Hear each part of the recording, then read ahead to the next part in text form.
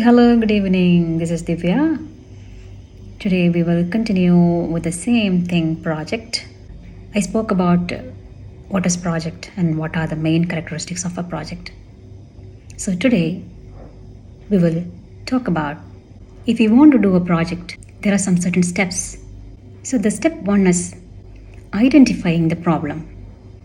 Projects begin with the recognition of a problem that is not easily solved and requires research and planning. But all the projects require the same logical analysis and implementation structure. So, in step 1, how to identify the problem? The step 1 is identifying the problem. We need to identify the problem. There should be a problem to solve, to sort it out. But how can we identify the problem? There are different ways to identify problem. Discussion, formal talks, informal chats, gossips, practical or technical process that reveal problem. A project identified by some NGOs like Oxfam, UNHCR, UNICEF, and so on. Reading an item in a report of a committee and realizing that there is an important and challenging problem embedded in it, and so on. So there are many more ways to find or identify the problem. Step 2 is gathering information. You need to gather background information to move further.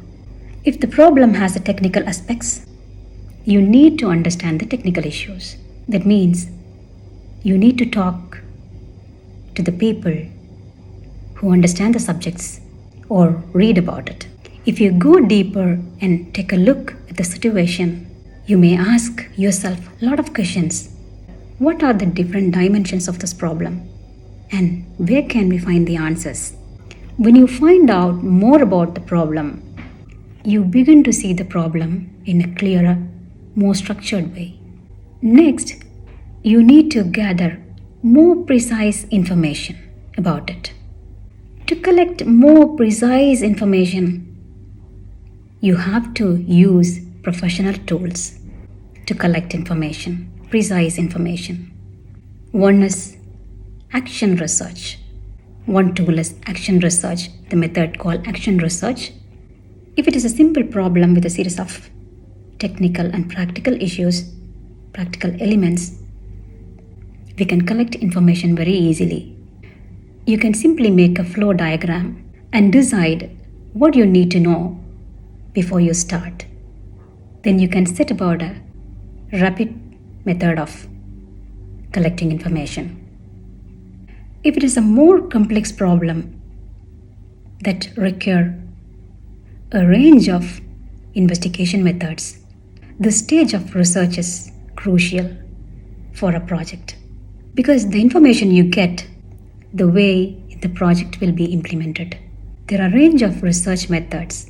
To precisely collect information, we use action research method.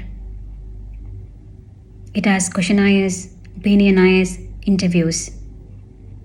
This is a very important method in a project to collect information and data. Also, PRA, Participatory Rural Appraisal, is another important method. We will see all that in another video.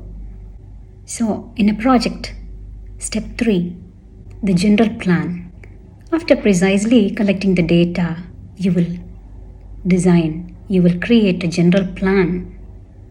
In this general plan, when you finish the process of collecting information or gathering information precisely, you will have a pretty good idea about what all you need for this project. You can formulate this as a general action plan, objectives and outcomes. Also, you need to know the resources what you need and where to get them. Finding resources also comes under general plan. Resources and activities result in outcome. You do the activity and get a result or end product. This is a cause and effect relationship. All planning must have this logical cause and effect connection between the activities, resources, and outcomes. If not, the project can't succeed. Step 4 is implementation. That whatever you designed, whatever you planned, you will put all those in action. After the planning, you will do the implementation process. Whatever you planned and whatever you organized for the project, you will implement. So in that process, step 4 is implementation. In this step, you do action, you monitor them, and also you evaluate its effects.